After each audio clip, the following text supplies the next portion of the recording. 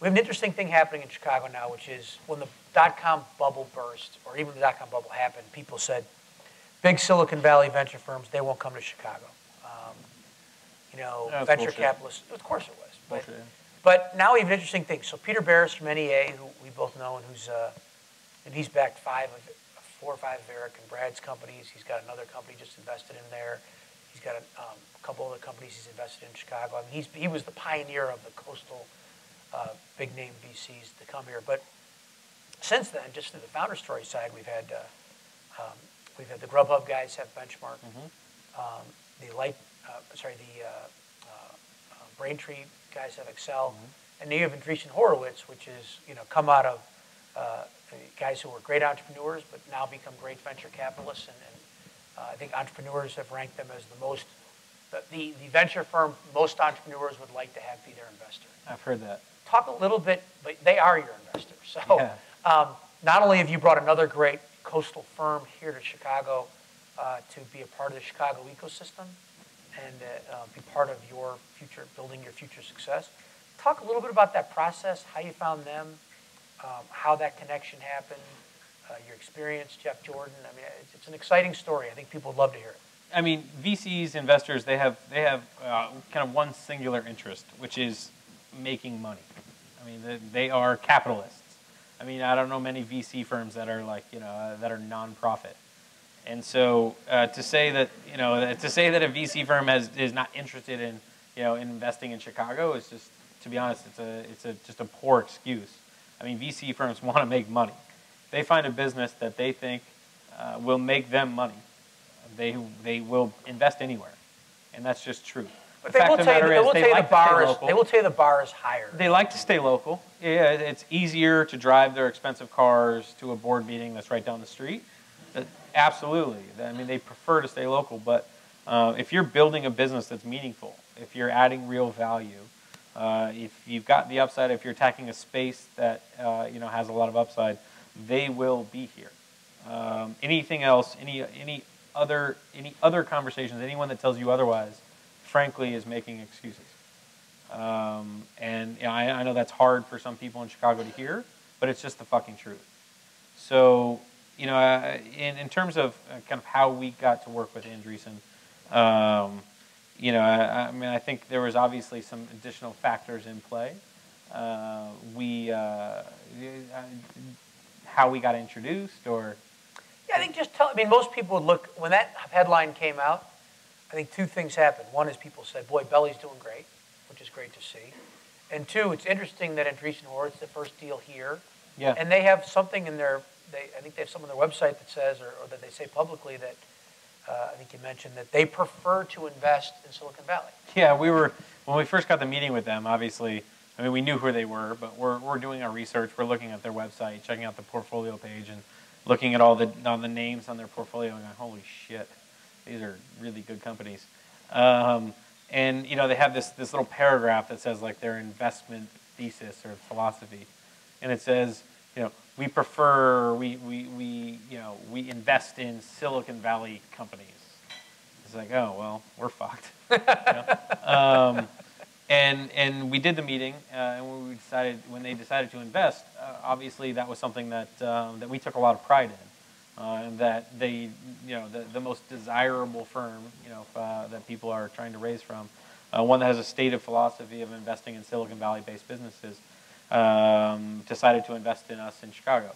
They decided to lead and take our entire Series B, and our entire Series B was, 9 months after our launch in stores, and so that was pretty validating for us. Then again, I mean, we didn't necessarily consider that a success. We considered that an opportunity. We considered it an opportunity to. We communicated to them a vision. We communicated to them, our product, what we were trying to accomplish, and we communicated to them where we were taking the business, and we considered that investment an opportunity to achieve what we communicated we could achieve. So, I think.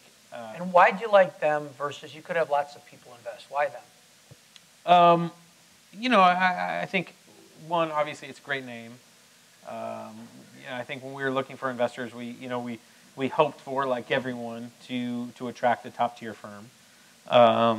But also for us, it was about focusing on building the business, and they were pretty aggressive. They moved pretty quickly, and so it allowed us to really stay focused on building the business and taking that investment pretty quickly, having them take the whole round, and get back to building what we were trying to, get back to trying to accomplish. I mean, we actually only did, I only did 2 real pitch meetings. Set up some conversations, flew out to the Valley. The first one was an early morning meeting at another sandhill firm. Went in, had the whole deck. It was the first kind of major pitch, and the guys, the VCs walked in, and these are big name guys, and they sort of sat at the table and kind of did their arms crossed thing and leaned back. I was like, oh fuck, this isn't going to go very well. Just because generally I think these things always go better when it's a conversation, and that pitch just went terribly. I mean, I was awful. We never had a connection, and at the end it was like, nice to meet you. We'll clearly never talk to you again. And then we met with Jeff Jordan from Andreessen, and he came in the room, and he just got it. I mean, he got what we were trying to do. We connected. We had a rapport, and he immediately, instead of just going slide by slide through our pitch, we started talking about the space. We started talking about where we could take the product roadmap. We started talking about just in general working with small, medium-sized businesses, and it felt like he understood what we were trying to do, and it was someone, as an investor, the goal is to find investors that will work for you. I mean, your board, your investors, they work for you. And with him, we felt like we had that fit. Obviously, he had incredibly relevant experience with OpenTable with all those other things. And so we narrowed our focus on trying to work with Jeff and Andreessen. And thankfully, we were able to convince them to make the investment. And I've heard great things about Jeff. I don't know him personally. We have some mutual friends, and when they describe him, they say great things, but they use different adjectives than when people describe Brad and Eric. It seems like an interesting mix you have in your boardroom. Talk about that a little bit. What's Jeff like? What is the dynamic he adds to your? They have different styles, I would say. Yeah, I mean, Jeff Jordan is probably much more like a Zen master, kind of a Yoda of wisdom sort of situation. Like you get the impression that he'll take off his shoes and do some yoga and tell you some incredibly intelligent thing. Jeff Jordan, when Andreessen made the investment, they told me that they were going to write a blog post, and that would go in PR and other things. Jeff Jordan wrote a blog post. Jeff Jordan is on the Andreessen Horowitz website. I think the blog post is called Fire in Your Belly or Fire in My Belly, whatever it was. And I mean, the guy, we'd been going through the process for about a month, and he did a lot of diligence, obviously. But the guy literally wrote a blog post that said more intelligent things in one blog post than I had ever even fucking thought of in the entire year I've been working on Belly. I mean, it was stunning. I mean, I read his blog post. It was just, I want to invest. Yeah, I mean, I wanted to invest in him investing in us. But I think the styles are just they're a little bit Brad and Eric are they're a little bit more encouraging in terms of pushing you to be your best, right? I mean, they push you very hard to accomplish. They're passionate guys. They're passionate. They're engaged, but they have an incredibly strong work ethic, and they push you very hard to accomplish. Jeff is probably a little bit more zen. And he probably acts with and treats situations with, kind of a more, hands-off and wisdom mentor kind of approach. That's a nice mix.